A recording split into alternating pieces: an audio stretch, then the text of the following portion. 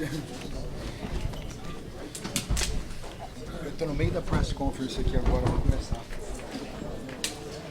Deixa eu dar uma no ar. E aí, thanks, man.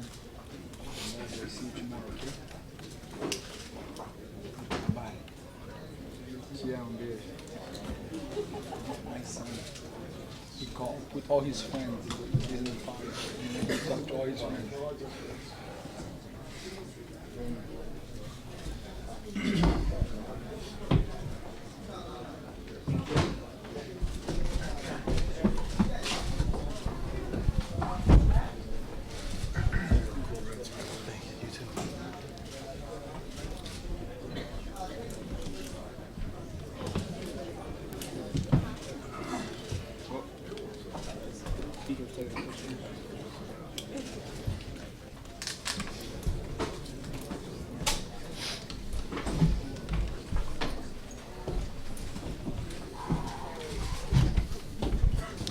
All right, sorry to keep you guys waiting. The gate was $1,005,000, 11,583 in attendance. The bonuses tonight were $70,000 each. Knockout of the night is Vitor Belfort. Woo! There were no submissions tonight. And the fight of the night was Evans versus Ortiz. For the first time ever, I'm giving out a thanks for getting those horrifying shorts off TV as soon as possible bonus. And I'm not joking. Brian Ebersole gets $70,000 too. Who's got the first question?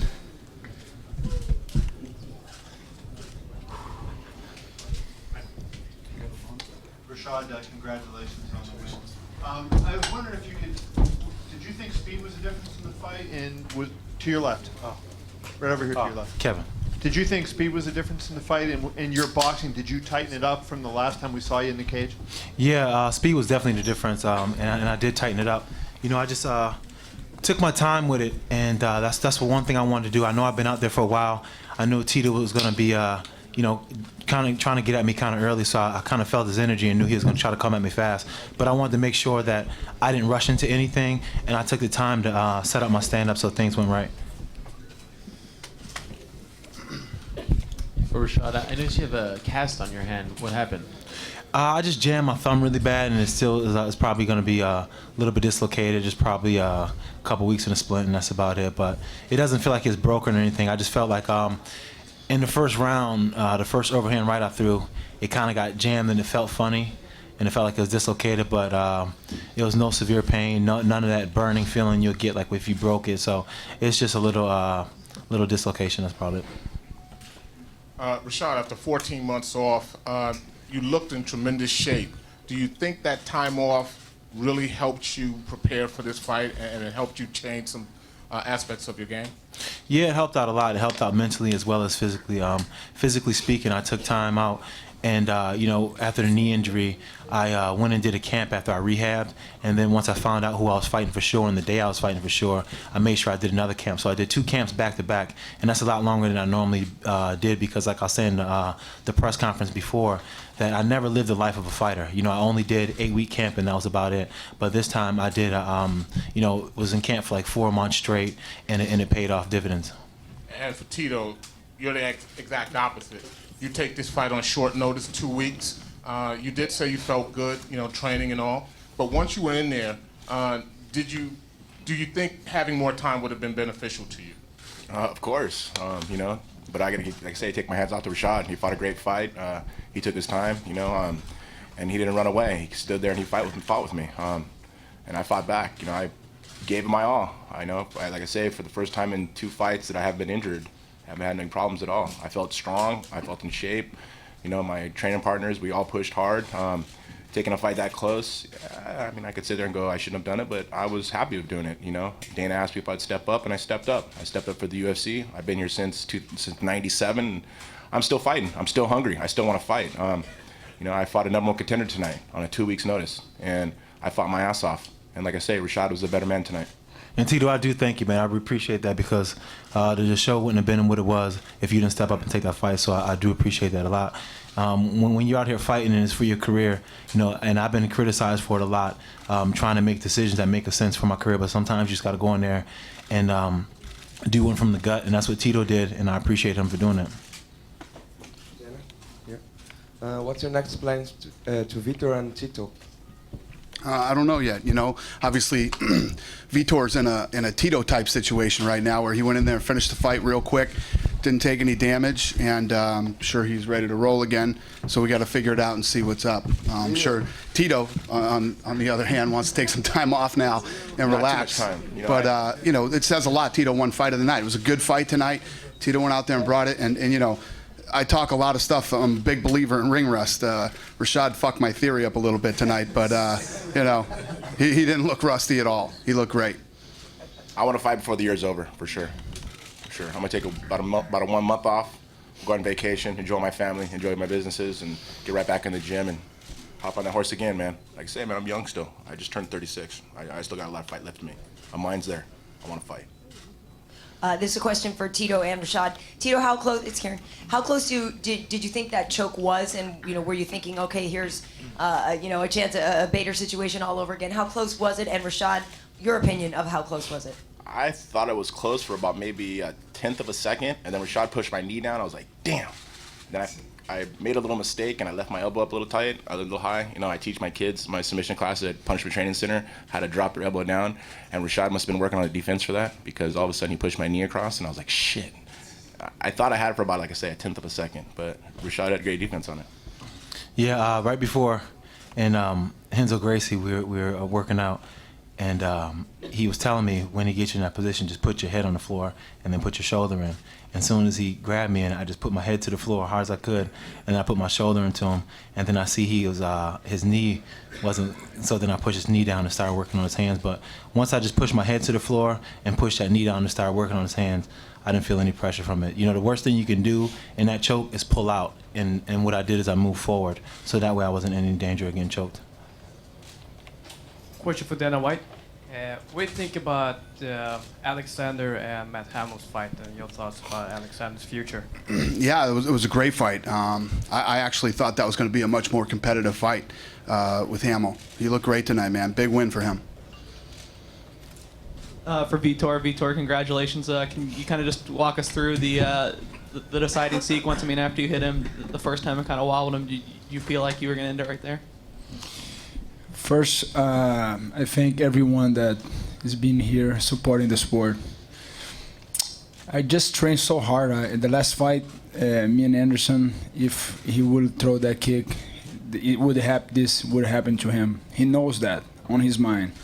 So I'm ready for what's next, and I want the winner. I would like to fight the winner. I don't know, but I would like to fight the winner. Yokami or Anderson. I come here so hungry. I was so hungry in the gym. Like, it was even hard to find sparring partners because I was so focused, so mental focus. My body was so anchoring for fighting, and my speed, I think I'm faster than before. Someone say like I'm the vintage of Vitor. I'm telling you, on this weight division, whatever I hit, I make sure people go down. And I'm here to make a stand. 19 years old, I won the tournament after I won the light heavyweight, and now I'm going for the belt. That's my goal, and that's my future, and I'm in my role, and I'm not gonna stop. Nobody gonna stop. All week, whenever we asked you about Anderson in the last fight, you said you'd overcome it. It wasn't really in your mind, but was it something you were getting motivation out of that kind of helped you with that drive you just talked about? Past is a cancel check. Tomorrow is a promissory note, and today is cash on hand, man. Everything's on the past is gone. I'm looking for the future. And even like Yakiyama trying to throw that kick, I slicked right away. And I was ready. I knew this kick, everybody's trying this kick. So we've been working hard, me and Ray Seffel, we've been working through that kick. So I'm telling you, when someone in this weight division trade hands with me, get ready. Next time we bring pillows for people. So I'm ready. I'm very ready. So I know what I want. He looked pretty pissed when Akiyama threw that kick at him. Yeah, say that's done. Dana, can I ask you a question about Rory MacDonald? Obviously, last year John Jones was the hottest thing around. This year could be a massive year for Rory MacDonald. I mean, he was amazing tonight, and I just wondered, do you not want to push these youngsters on too much because, you know, they've got to develop their skills? But with someone like Rory MacDonald, he just dealt with Mike Pyle so easily tonight. Can you just talk about Rory for us and where you think he can go? Yeah, I was very impressed with the way he performed tonight. And usually before and after every fight, I'll tweet something. And I didn't tweet after his fight, and Canada was pretty pissed off about it. I got a lot of people going, you don't say anything after Rory's fight? And yeah, so let me just say it here. Wow, I was blown away. And he went in against a talented, motivated, you know, well-rounded fighter in Mike Pyle, and he made it look easy. And, you know, people are calling this kid the next GSP, including GSP. So. Okay, my question is to Vitor. I'm gonna ask in Portuguese and after I can translate, okay? Vitor, como é que você se sente após essa vitória? Tirou um peso das suas costas e eu queria que você deixasse um recado para essa galera do Brasil que está toda te assistindo. And my question is, how he feels, if he feels soft after this victory, to leave a message for the Brazilian fans. I feel like I accomplished a mission, and every time we have a goal in the life, and you know, people confuse dreams with desire. I have a dream. I had a dream when I was 13 years old. I told my mom that I would be world champion with 19 years old at Conquer. And I have a dream, you know, me and my camp, my friends, my family. I move everyone to Vegas, and I want to be here. I want to establish my career. You know, I made a bad move when I was young. I left the UFC, and I went back to live in Brazil. So now I'm very focused. I'm training hard in Vegas. You know, I know what I want. UFC knows I'm paying, I'm doing a sacrifice, and I'm here to make a statement. So I was part of the past, I'm part of the present, and I will be part of the future. And the message that I have to Brazil is, Brazil, get ready. UFC is coming, and today was like World Cup in Brazil. So everybody here in America doesn't understand. You guys are gonna see the best crowd of people. You know, they're very, like, all these guys here sitting down, they've never been to Brazil. Brazil love UFC. It's the second sport in UFC in Brazil right now is UFC. Open TV is supporting UFC. Dana White Lorenzo is investing in UFC, bringing this many shows possible to Brazil. And Brazil, we're gonna overcome soccer. You listen to this. I know it sounds crazy, but we're gonna overcome soccer in 3 years. And I know that for a fact because wherever UFC goes, overcome everybody. So, I know I'm not a crazy dreamer. This is reality. So, UFC, get ready. Brazil, get ready. Well said, Vitor. And you're overcoming soccer when the World Cup is there in 3 years? That's right, Kevin. That's right. Dana, You heard him. Dana, you know, we are the only sport in the world besides soccer. Dana White, if he wants to do a UFC Olympics, and if Dana White wants to do a UFC college, if Dana White want to do a UFC World Cup, this can do it right now. We have all over the world, this is the growing sport ever. So Dana White has all this potential. If he wants to commit and do an Olympics, UFC Olympics, I bet everybody's gonna love it. Yeah, Kevin. Get ready, Kevin. No complaining. Rashad, I wanted to ask you about a couple comments I saw on Twitter tonight by John Jones. He said, nice fight, I'll be ready. And also in response to a question about how he thought you looked, he said, same old stuff. Wonder if you can respond. That's fine. I mean, if it's the same old stuff, then that's probably exactly why he didn't want to fight me the first time. John knows what happens when we train, and he knows if I'm focused and I'm strong and I'm healthy, then he knows he has a fight on his hands. John's a tough guy. John's a champion, but I know where John's weak at, and he knows where I'm weak at. But we'll see who cover those weak areas up first. He has a tough fight with Rampage. You know, Rampage does move like Frankenstein, and he's not what he used to be in some areas. But I think if he does catch him, he could put him to sleep.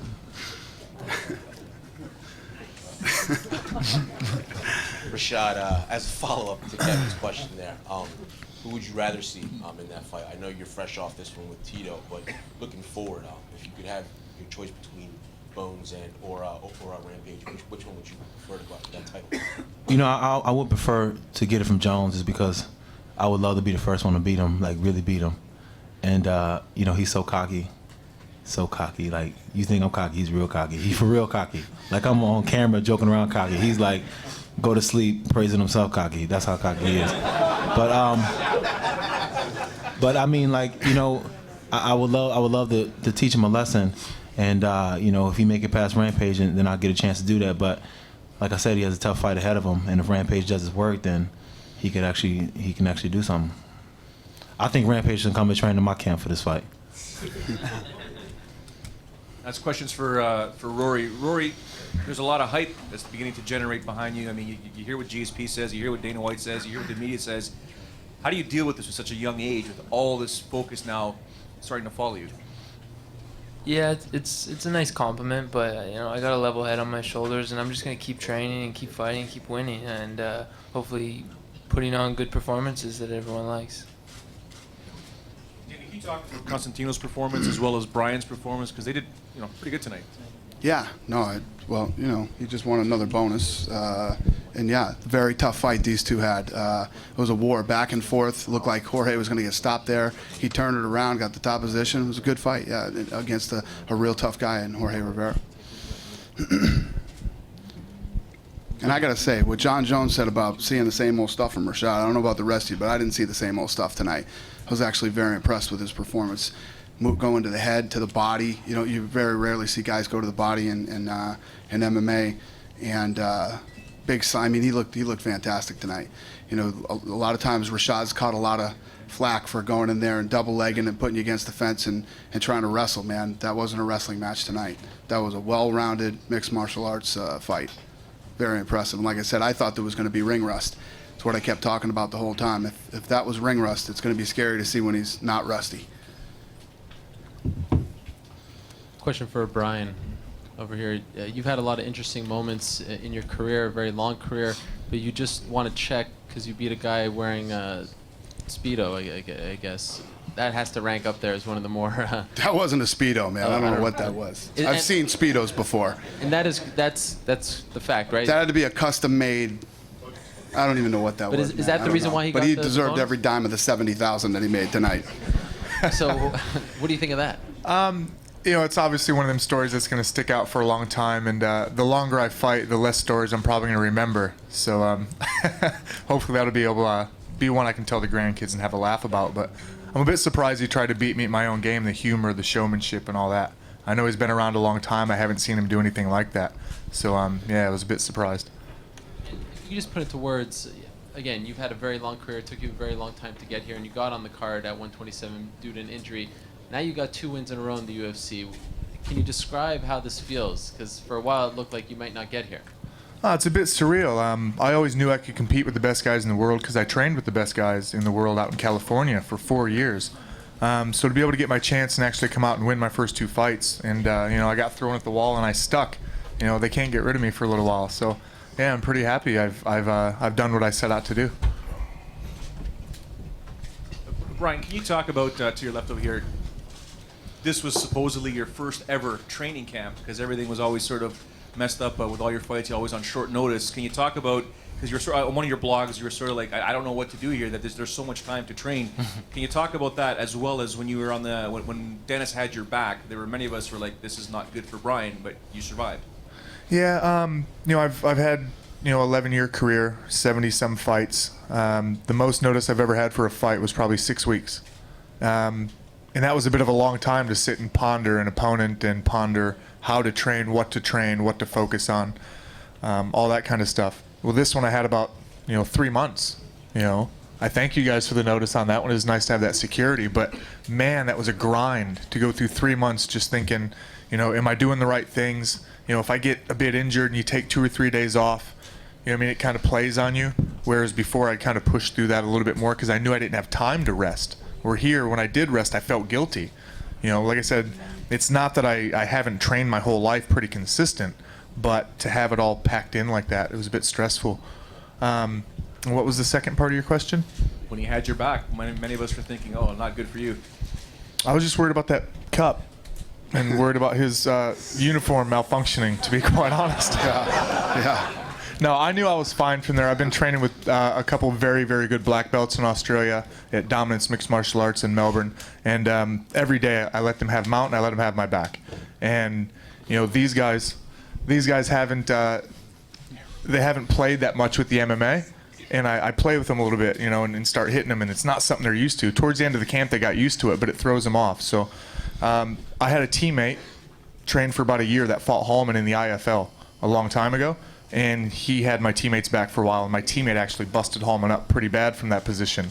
So when he had my back, I actually kind of remembered that, and I started throwing punches and playing. And I just had to be patient. I wasn't really threatened with the choke unless he bellied me down. Constantinos, can you talk about your performance and the ebb and flow of that fight? Because I mean, you went from should have been the first fight of the night to on the pay-per-view and had that kind of war. Obviously, great opportunity to fight in the main card. Now, I'm not really satisfied with the way I perform, but bottom line, I got the fight, I got the decision. I got to go back to the gym and look at my mistakes and work with my coaches and figure out how I'm going to get the next fight. But honestly, I think the nerves got to me. I was very tired, I got tired, and I ended up wrestling with the guy, and that's not me. I'm not a wrestler. I really was planning to keep my distance and exchange with the guy, but I don't really know what happened. I just got stressed out and I stepped too far. I got in, and before I even realized, I was clinching with Rivera, and I had to take him down from there. So he's a tough guy. I give him props, but it feels good that I got the first fight out of the way, and hopefully next time I get to fight the way I want to fight. It had to help your wrestling, though, that you're training with a super heavyweight now in Matt Serra, huh? Ouch. Is he back there eating? Question for Dana. Yeah. Right here. You went up after the Ortiz fight and you spoke to him. I was just wondering what you told him. Told him great fight. He fought a great fight, and you know, Tito, like I said in a lot of the interviews leading up to this fight, it's like Tito was going in for his execution against Ryan Bader. He ends up pulling off not only just a win, but an impressive win, and then goes in there tonight against the #1 contender, you know, Rashad Evans, who, again, I can't say enough good things about how good Rashad looked tonight, and Tito fought an awesome fight, worthy of fight of the night. Well, thank you. And for Tito, I was wondering, given you were coming off your elation of the Bader fight into this, do you regret kind of doing this now, or how do you feel about it? My heart hurts. I don't regret it, not at all. I came in and I fought my ass off. I'm a fighter. I love fighting. When I get in that octagon, it's like an animal in a cage. I love it. I inspire other people to be great by the things I've gone through in my life. You gotta understand, I was a young punk kid who was on the street, who had parents who were drug addicts, who had nothing to achieve to in life. And I've surpassed the things that I'd never imagined. I'm a legend in this sport. I'm an icon in this sport. I've helped pave the way for a lot of these fighters who are up here to get what they got. And if it wasn't for Dana Lorenzo giving us this opportunity to fight in this main stage, I wouldn't do it. And when I step in that cage, I fight, I put my heart on the line. And sometimes my heart is bigger than my body. And tonight it was. You know, like I say, I take nothing away from Rashad. He was a better fighter. I came in, I fought my ass off. I almost pulled off a couple submissions. He got away from him. He knew the defense for it. Hit me with a couple of good shots. The knee to the body, it hurt. I mean, I tried to get my body up, and it was like my mind was saying get up, and my body wasn't doing it. And referee said protect yourself, and I was trying to put my hands up, and I was trying to get up, and my body wouldn't get up. My heart says get up, my mind says get up, but your body don't react to it. Like I said, Rashad was a better fighter tonight, and I put my ass on the line, and I don't regret anything. I don't take anything back. I just say thank you, Dana. Thank you, Rashad, and thanks to Zuffa for giving this job. And I put on a performance, man. Like I say, I put my heart out there. Sometimes my heart is bigger than my body. Question for Rashad. Rashad, after the injuries and the time off, you know, this was really your comeback, and a lot of the focus was on Tito and kind of his Cinderella story. Was that at all frustrating to you as you were coming into this fight? No, it wasn't frustrating to me. You know, I knew what I had to come in and do, and it didn't really matter what story that was, you know, the main story of the theme of the fight. I knew that for me, coming back and having a strong performance was what I wanted and what I need to do. You know, I had 14 months off, a long time to sit and watch everybody fight, my teammates fight, and just, you know, watch my competition fight. And that's a long time to stew and just think about what you're going to do next time you get into the cage. You know, I didn't fight so long, I stopped feeling like a fighter at times, because it was just like all I kept doing was just talking about these fights and you're supposed to be #1 contender. But I'm like, well, I haven't fought in a while, so I stopped. You know, I didn't really care too much to even talk about that anymore. But, you know, having this much time off and stuff like that allowed me to do things that I never done before. And it was a blessing in disguise. So, you know, sometimes setbacks turn out to be a blessing in disguise. Quickly, how about the boos from the Philadelphia fans? It's not like you walked out wearing a Cowboy jersey or anything, but Yeah. they were vocal. I think the fans boo me because they love me. You know, I'm gonna get a shirt that says "Boo if you love me." So, so maybe they might stop booing. I don't know, but it doesn't bother me. You know, everybody. You know, fans gotta have. Somebody's gonna be the villain. You know, it's just the way things work, and I don't mind being a villain. You know, because I know I'm not a villain in life. But if they boo me, whatever, they pay to see me either way. Couple things. Tito, if you can comment, did you see a difference in Rashad from 2007 fight till tonight? At the weigh-ins, I looked down, I was like, holy shit, he got abdominal muscles. He looked in great shape. You know, he looked in really good shape. I knew he was in good shape. I mean, you take 14 months and you put it into 2 camps and you get a chance to use your skills that you've sharpened up those tools over and over again. He looked awesome. I felt I was ready. You know, first round, Rashad got a little better than me. You know, when he took me down, I was like, all right, now it's time to try to get back up, and tried a couple submissions, didn't pull him off. Rashad was a better man. You know, he put 14 months and it showed. I put 2.5 weeks and a big heart. We got fight of the night. At least me wrecking my Phantom, I could pay for it now. And Rashad, you know, given that Jones and Rampage, if one of those guys gets hurt and you're not going to get the title shot right away, do you take another fight in the interim while you wait? Yeah, you know, I'm not gonna, you know, wait by anymore. You know, when a fight's a fight, I just want to fight, and I miss fighting so much that, you know, when it's my time to fight, I'm fight. And, you know, of course I'm gonna make the smart decision, but at the same time, I'm not gonna be waiting to fight anymore. I'm 31 years old. I want to go out there and I want to do some things. If I'm the best, I'm the best. You know, I should be the best fighting whoever I should fight. You know, because say, for instance, I was a champion and they threw me in a fight, whoever, I got to beat them or I got to fight them. So, you know, the way it works, and Dana says it all the time to me, I got to beat everybody anyways if I'm going to be the best. So it doesn't matter how you stack them up, just I'll knock them down the same. Dana, I wanted to ask you, too, if you can comment on this. Rashad's fought, I think, 23 times now professionally and lost 1 fight.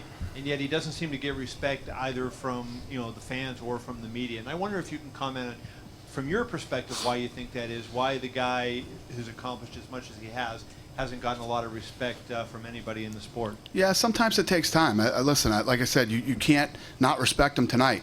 You know, Tito looked good. Tito came in ready and in shape, and it was a great fight. And Rashad looked awesome tonight. I was blown away by his performance, and sometimes it comes with time. You know, if he gets this opportunity to fight Jon Jones and is able to go out and do what he does, listen, it gets to the point where you don't have to like him, but eventually you got to start respecting him. I'm the Rodney Dangerfield of MMA. I get no respect. Yes, question for Tito, please. Tito, you've talked about leading up to the Bader fight and then leading up to tonight being really positive and surrounding yourself with positive people. Just kind of want to get your thoughts on you working with Jason Perillo and then working with Ricardo Abreu and then just surrounding yourself with those positive people and how that's changed your game. You know, I think tonight, you know, I put on the shirt after the fight was over being the people's champ. You know, I think the bad boy image is gone. Focusing on positive things in my life, I think everybody should be like that. If you dwell upon the negative stuff so much, you kind of get sucked into it. And I push that beside me and push it away. And it's time to live my life the right way. And, you know, I've done so much in this game of being the people's champ, you know. I've came off 2 major surgeries that athletes don't compete after the major surgeries that they get, that I've had. And I feel awesome. You know, Dr. William Smith out of Las Vegas who gave the surgeries. I'm very, very thankful to be competing against guys like Rashad, Ryan Bader. I feel very, very healthy. So I'm going to continue my attitude the way it is. And I'm going to keep stepping up for Dana in the UFC. And I'm going to keep fighting because I want to fight, man. Like I say, man, I'm a fighter. I've been fighting my whole life. And if it wasn't for me being a fighter, I wouldn't be able to give my family, my kids, what they have today. And that's being loving, a father, and wealth. You know, I come from nothing. I'm new money. But I'm going to make sure that I have businesses that I grow, and, you know, I'm going to make the most of this life because God only put us here for a short amount of time, and I'm going to get the best out of it so I can give it down to my kids so they never have to worry about a father not being there for them. And I'm going to be there for them physically, emotionally, and financially. And thanks to Dana, I'm able to have this opportunity to give to them. My question is for Rashad. Rashad, you've talked about the layoff. Can you talk about your camp? Do you think that also, the change of camp, played a major role in your performance tonight? And if so, how did? Yeah, my new camp played a huge role in it. You know, my manager, Glenn Robinson, he created a great situation down in Boca Raton, Florida, and I'm training with some of the best guys in South Florida and in the country. You know, we come together, and we all had the same mind set when it comes to training. We came from, you know, gyms where things didn't work out, some of the guys from H.E.A.T, and we decided to make a camp together. And it was going to be about a camp just about training and love and respect, some of the things that we felt that was missing in our other camps before.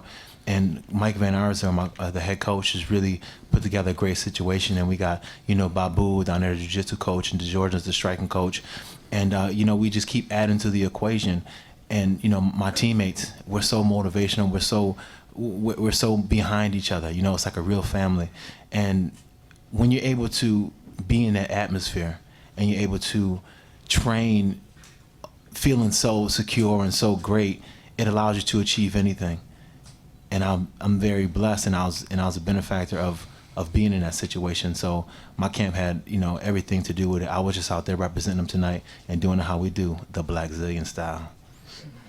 And Dana, I know when Tito beat Bader, you know, everyone was excited. You know, he looked great, his comeback, and a lot of praise was heaped on him. Tonight, I'm seeing a Tito that's, you know, really showing his maturity, how he's handling the whole situation. Can you talk about him tonight on the other side?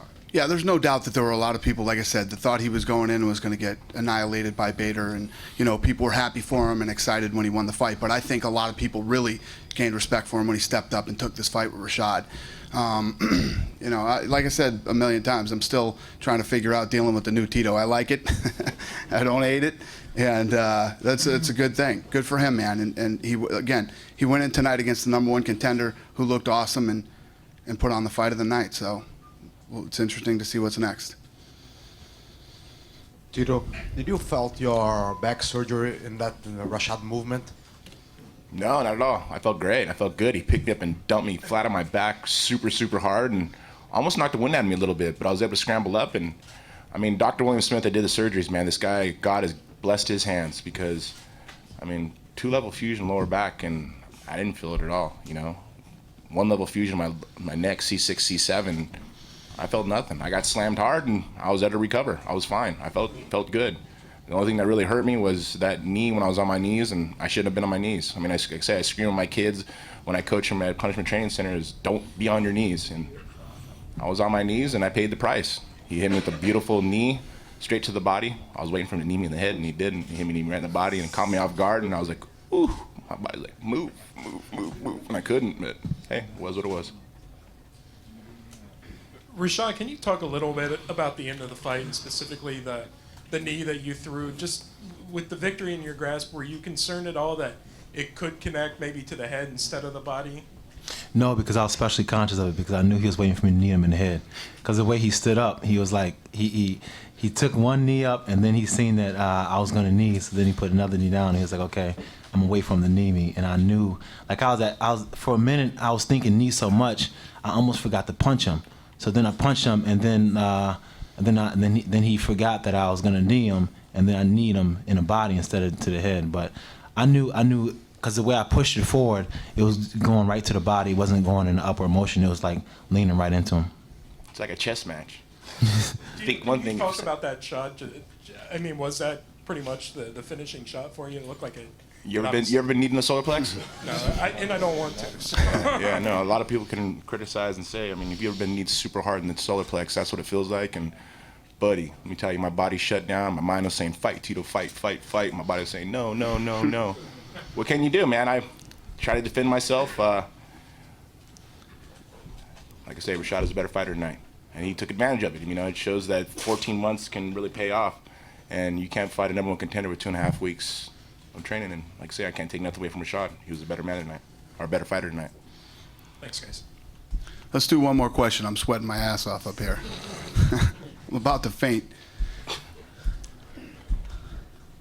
Nobody? Thank you. That's it? Thank you very much. Oh, one more. Okay, come on. Wait, Mike H.E.A.T had to screw everything up. Go ahead. I was raising my hand, but I'm tall enough. Anyway, Rashad and Tito, it looked like you guys shared a nice moment after the fight. You guys have had a few years of sort of animosity. I saw Tito went over to, I guess, congratulate you. Can you kind of share that moment and what you guys kind of talked about after all these years of animosity? Well, for me, I just want to thank him for taking the fight and let him know that it's because of him and stuff like that I'm where I am right now as far as being in the sport and where the sport is right now. And no matter what happens to Tito in his career, Tito will always be a legend. He's always going to be a Hall of Famer. So nobody can ever take away what he's done already. And I have a lot of respect for him for even taking a fight on short notice like that. I was joking around and saying, I felt disrespected, but for him to take a fight like that on short notice, I gained a lot of respect for him, and I always will have it for him. I just pretty much went up to him and said, good luck and win that title, man. Show why you're the #1 contender. And he was a better man. And I said, way to go. Good fight. Thank you very much, everybody. Have a good night. Be safe.